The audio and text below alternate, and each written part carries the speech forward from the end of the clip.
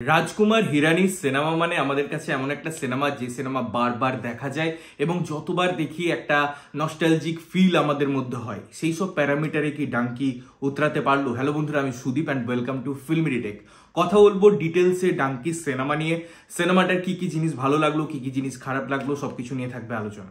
সিনেমার গল্প যদি অল্প করে বলতে হয়, দেখুন ট্রেলারে যেটা আমরা দেখেছি সেটাই একটা গ্রুপ অফ পিপল যাদের মধ্যে বন্ধুত্ব হয়, যারা ইংল্যান্ডে যেতে চায় ইন্ডিয়া থেকে, তারা বিভিন্নভাবে ট্রাই করে এবং আলটিমেটলি তারা ইলিগাল ওয়েতে সেখানে গিয়ে পৌঁছায়। এবং এই যে জার্নি, যেটাকে ডাঙ্কি পথ বলা হয় বা ডাঙ্কি ওয়ে বলা হয়, সেখানের মধ্যে জিনিসপত্র এগুলোই এই সিনেমায় দেখানো হয়েছে। সেখানে স্ট্রাগল, সেখানে মোমেন্ট এবং আলটিমেটলি কি পরিণতি, এগুলো জানতে হলে আপনাদের সিনেমা হলে গিয়ে পৌঁছাতে হবে।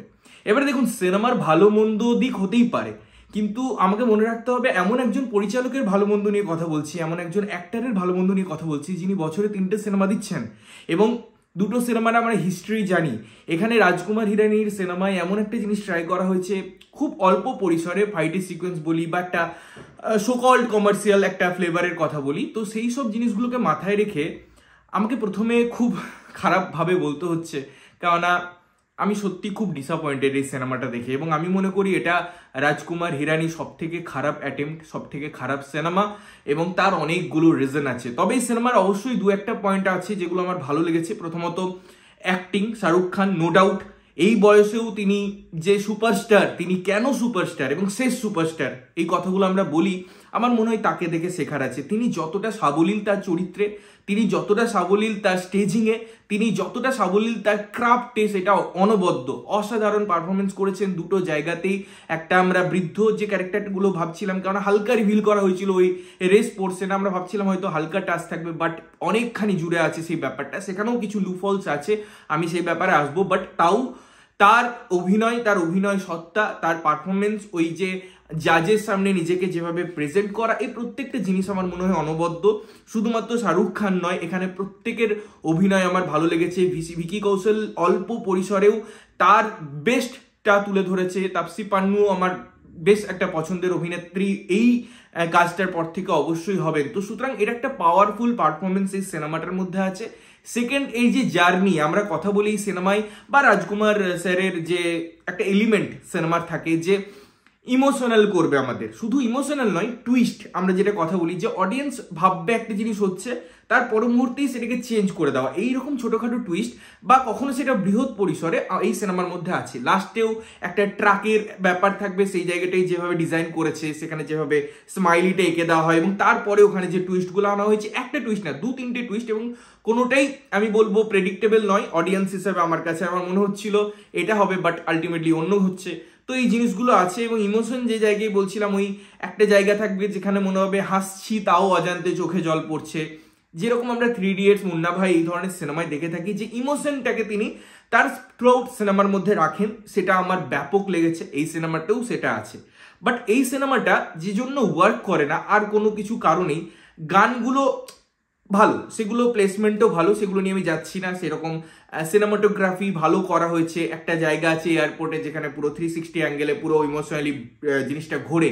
এবং আরেকটা ব্যাপার আছে, লাস্টে যখন তাপসি পান্নুর একটা জায়গা থাকবে, সে প্রেজেন্ট ডেতে পুরোনো দিনের কথাগুলো মনে পড়বে, এবং সেখানে একটা সিনেমার সিনপসিস করা হবে, পুরো ঘটনাগুলো, প্রত্যেকটা জিনিসকে ছোট্ট ছোট্ট করে ওয়ান টেকে কিছুটা নেওয়া হয়েছে, তারপরে একটু কাট করা হয়েছে। তো ওই ডিজাইনিংটা আমার ব্যাপক লেগেছে, ব্যাপকভাবে সেটা এস্টাবলিশ হয়। সেখানে লাইট শিফট করা, সেখানে মোমেন্টাম ক্রিয়েট করা, আমার ব্যাপক লেগেছে ওই দুটো জায়গা। এবারে আমি বলি যদি, যে সিনেমাটা কেন ওয়ান টাইম ওয়াচ হয়ে থাকবে, বিকজ এই সিনেমার মধ্যে ডায়লগ সেই অর্থে খুব ভালো ওয়ার্ক করে না। হ্যাঁ, দু একটা জায়গা আছে যেগুলো আমরা ট্রেলারেই ম্যাক্সিমাম দেখে নিয়েছি, তার রিপিটেশন সিনেমায় হয়। আলাদা করে এমন কোনো ডায়লগ নেই যেটা আমরা বারবার কোনো জায়গায় শুনতে পারবো, সেটা নিয়ে রিলস তৈরি হবে। বাট আমার মনে হয় সেটাই সিনেমা সব থেকে বড় খামতি। সিনেমার মধ্যে যে নামটা আছে ডাঙ্কি, সেটাই যে জিনিসপত্রগুলো আগে হয়েছে সেটাই প্রচুর প্রাধান্য দেওয়া হয়েছে। তার জন্য ফার্স্ট হাফ প্রচুর লেন্দি। আমি ফার্স্ট হাফ দেখে রিভিউ করেছিলাম, আমার মনে হয়েছিল ঠিক আছে, তারা এস্টাবলিশমেন্টে টাইম নিয়েছে, আমি টাইম দিই। বাট আলটিমেটলি আমি যখন সেকেন্ড হাফে ভাবলাম যে এটার একটা পেস নেবে, এটা একটা ফ্লোতে এগোবে, বাট আমার মনে হয়েছে যে ওই জার্নিটাই যেখানে হয়েছে ডাঙ্কির, ওটার মধ্যে চ্যালেঞ্জেস বা স্ট্রাগল যেটা হয় সেটা প্রপারলি এস্টাবলিশ হয় না আমার জন্য। আমার মনে হচ্ছে যে স্মুথলি হয়ে গেছে, বা তারা এত শর্ট অফ ডিউরেশনে জিনিসটাকে দেখিয়েছে। তারা ড্রামাটা ক্রিয়েট করতে গিয়ে তাদের যে লক্ষ্যটা ছিল, যে প্রসেসটা, যে জার্নিটা আমাদের দেখাবে, তার মধ্যেই আমার মনে হয় স্টেজিং করা হয়নি, যার জন্য সিনেমাটার মোটিভটা আমার কাছে ক্লিয়ার হয় না অডিয়েন্স হিসেবে, যে তারা দেখাতে কি চাইলো। আমাকে কি ডাঙ্কি সিনেমার মধ্যে একটা লাভ স্টোরি দেখাতে চাইছে যেটা অল্প বয়সে শুরু হয়ে বৃদ্ধ অবস্থা অবধি চলছে? তো এই জিনিসগুলো আমার মনে হয়েছে সিনেমার মধ্যে অভাব। সেকেন্ড, লাস্টে একটা জায়গা থাকবে যখন তারা ব্যাক করার কথাও ভাববে, বা আমি রিভার্স ডাঙ্কির যদি কথা বলি, সেই জিনিসটাকেও তারা ইনকর্পোরেট করার চেষ্টা করেছে।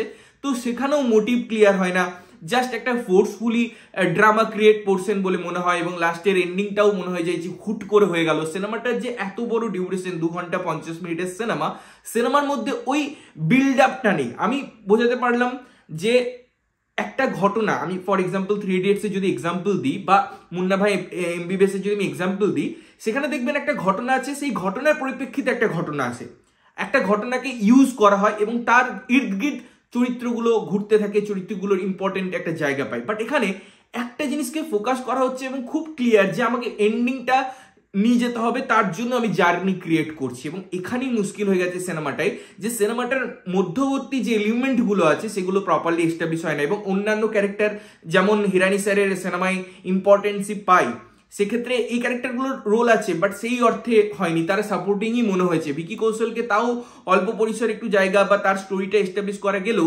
বাকি ক্যারেক্টারগুলো সেভাবে আমার মনে হয় প্রপার জাস্টিফাই হয় না এই সিনেমায়, যে জন্য সিনেমাটা একদমই ওয়ার্ক করে না। সিনেমাটা আমি যেমন বললাম, আদারওয়াইজ তার পেস, তার যদি আমি এমনি ফ্লো নিয়ে কথা বলি, সেটা কোথাও গিয়ে একটু মনোটোনাস লাগাবে, একটু স্ট্রেচ বলে মনে হবে সিনেমাটাই, কোনো না কোনো জায়গায় অডিয়েন্সের রিটেনশন কমবে মনে হবে যে কেন। বাট হ্যাঁ, সিনেমাটার কিছু কিছু স্টেজিং আছে, কিছু কিছু সিন আছে যেগুলো খুব সুন্দর। একটা লাইভ স্ট্যাচুর ব্যাপার থাকবে এবং সেটা শিফট করে যখন একটা উপরে প্লেন উড়ে যাবে এবং তার নিচে অন্য একজন আমরা স্ট্যাচু দেখতে পারবো, এই দুটো জিনিসকে কানেক্ট খুব সুন্দরভাবে করেছে। কয়েকটা জিনিসের কানেকশন সিনেমায় ভালো, বাট ওভারঅল সিনেমাটা রাজকুমার হিরানির সিনেমা বলে কখনোই আমার মনে হচ্ছিল না। মনে হচ্ছিল যে কেউ এই সিনেমাটা বানাতে পারতো। শাহরুখ খানের এত সুন্দর জায়গা ছিল, স্পেস ছিল, এবং লাস্টে যেটার জন্য সিনেমাটা দেখতে আরো খারাপ লাগে সেটা হচ্ছে, আমি যেমন বলছিলাম যে বৃদ্ধ বয়সে অনেকটা পোর্শন আছে এবং সেখানে তাদের শুধু মেকআপ দিয়ে দিলেই হলো না।